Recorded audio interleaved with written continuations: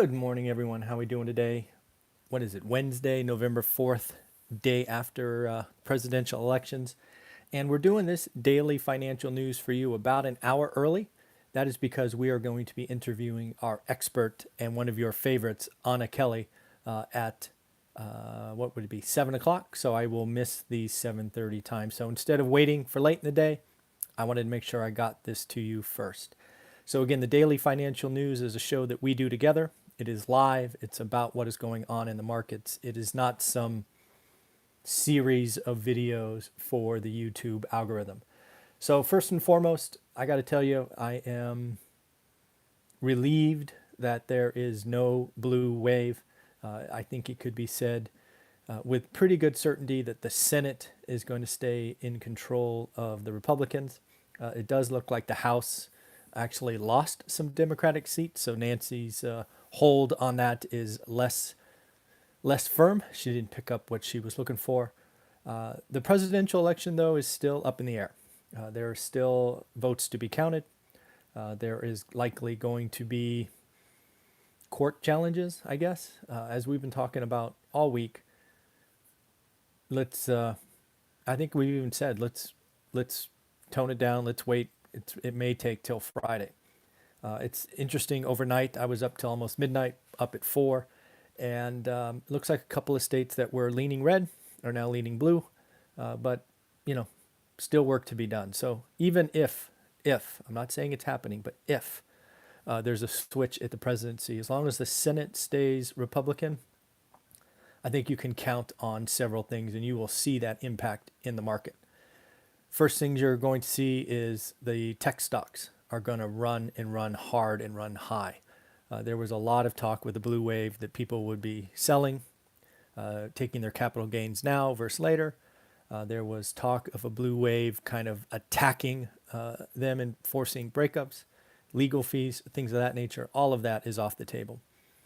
In addition, there's not going to be the huge tax increases that were talked about. So there's lots of things to be happy about today, but realize also, I think yesterday's numbers, and they're still coming in, show that we are a divided country. It's almost 50-50. And what we need to stop doing is we need to stop screaming at each other. We need to stop saying silly things like they're idiots, they have no souls, just the toxic stuff that comes out of the left and the right. It's both sides. We need to realize that we are much more comfortable in the middle. There was a lot of talk about the left leaning and all of that stuff taking over. I think this election proved that that's highly unlikely. But yeah, we're in a divided country, and we either figure out how to work on it or we continue the unpleasant nature, which is not cool. So again, we will see. I'm waiting for Friday. It is interesting to see how some of the states that were, I guess Trump was leading, he's not leading as of this morning. So again, if the votes are legit and they were made, they should be counted and we should talk about it. I think there's going to be challenges and double and triple checking the mail-in ballots because it's easier to file a false ballot when you're not verifying who is who. So it will be interesting to see what happens, and this could take some time. I believe it was the year 2000, Gore, Bush. I don't think it was decided until sometime in December. So realize that this could go to the Supreme Court. Again, for me, where I sit, the presidency is obviously important, but it was really important that we didn't get a complete blue wave because that would have been, in my opinion, too much spending, too much taxes, too much of this, too much of that. So I'm sitting here this morning happy, and that is with the acknowledgement that we don't know who the president is. I'm okay with that. Let's let the process. I believe every vote should count. If the vote is legit, count it. That's my opinion. Next up, a couple of things. Again, this channel is about money, investing, real estate, all of that. I don't know if you've seen this, but both jumbo and FHA loans have set new record lows.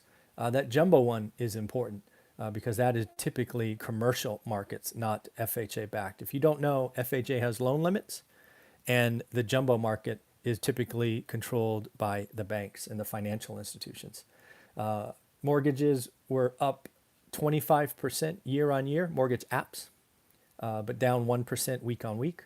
Again, the year on year number is important. October typically a slower month, but still, work from home, millennials, out of the cities to the suburbs, all investable trends, all reasons why the market won't crash next year, unlike all the other talking heads are talking about. In addition to that, refi volume is up. There was a couple weeks where refis were down. Refis were up 6% last year. Couple of the ballot measures that I picked up on this morning. Florida approved $15 minimum wage. I don't know if you know that. They're currently at $8.56. They will get to $15 over the next 10 years, roughly $1 a year. That passed with 60% margin. In California, a big win for Uber and Lyft, the kind of gig economy stocks. They successfully won the ability to classify their, drivers as contractors and not employees. That was a rather well-funded initiative that failed. And again, the gig economy wins, in my opinion. The economy wins because if they were classified as employees, the price would have gone up, and that would have been bad. Again, tech companies this morning, I suspect Amazon, Alphabet, Google, Facebook, Amazon, Apple, all going to run hard this year. So, so that was important. Hilton reported earnings. Room rates down 60%, although they conservatively saved cash, so they are burning less cash, but still in big trouble. Wendy's beat on earnings but missed on revenue. Again, these are interesting, but same store sales up 6.7%. For me, Wendy's is like McDonald's. With Wendy's same store sales up, to me, it actually points to pain in mom and pop. We are going into the winter. I expect record bankruptcies in Q4. I've said this for a while now. We are going to suffer. Q4 is not going to be fun. However, I'm a glass half full. I see tremendous things in 2021, but you still got to feel for the people that have to make that tough decision and file bankruptcy and things of that nature. So that is happening. Jack Ma, the Alibaba CEO who stepped down and is doing that Ant IPO in China. The Chinese government basically said, you're not as powerful as you think you are. Yeah, you're rich, but, we're the Chinese government. So the Chinese government basically stopped the Ant going public at $35 billion. It was supposed to go tomorrow. And basically they are quickly adopting rules that will make Ant less valuable, such as maintaining 30% reserves and things of that nature. So again, just more proof that China, frankly, is not a capitalist economy, and they are a managed economy, and the elite can change the rules, and in this case, change it at the last minute. And Jack Ma, he's not as rich as he could have been. And then finally, the big number of the morning. We're going to have some big numbers the next couple of days about employment, or more specifically, unemployment.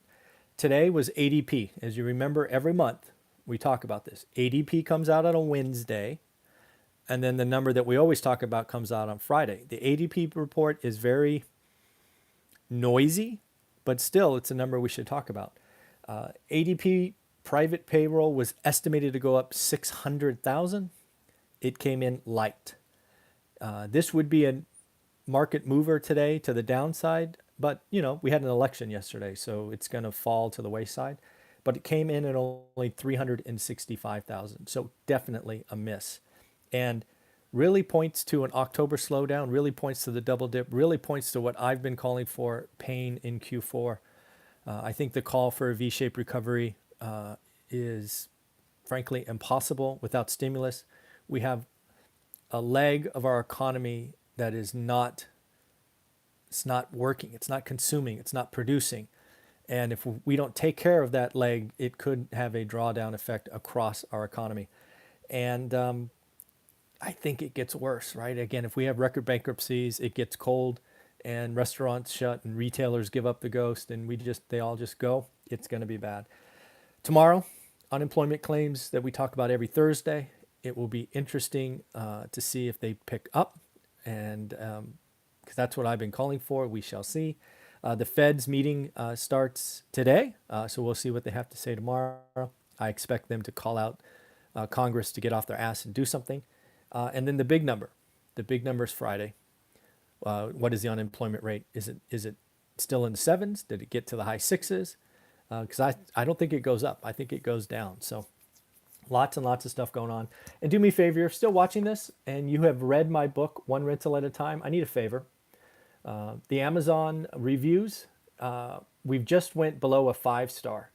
We now are 4.7. If we're 4.8, it actually shows 5 stars.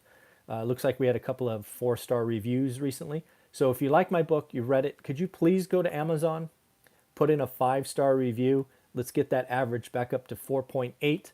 I would greatly appreciate it. I like looking at that. I usually look at it once a day to let you know how important it is to me. So this morning when I saw it dip to 4.7 and no longer 5 stars, I was disappointed. So if you read the book, you enjoyed it, please log into Amazon today, write a 5-star review. It's probably going to take 4 or 5 of you to do that for me. So if you can, that would be wonderful. And again, remember, we are doing this early because we're going to talk to Anna Kelly here in about 21 minutes. And if you like these daily news, make sure you hit the like button. We've got 24 people watching and only 5 thumbs up. Help me out. And if you like your daily financial news about what's really going on, not somebody doing stuff for the YouTube algorithm, do me a favor, hit subscribe. It is a vanity metric, but something I watch. I create 3-4 original content pieces every day. I answer your questions. I'm trying to make you just a little bit better every day. I'm trying to be a little bit better every day. Let's work together. Take care of yourself. Bye-bye.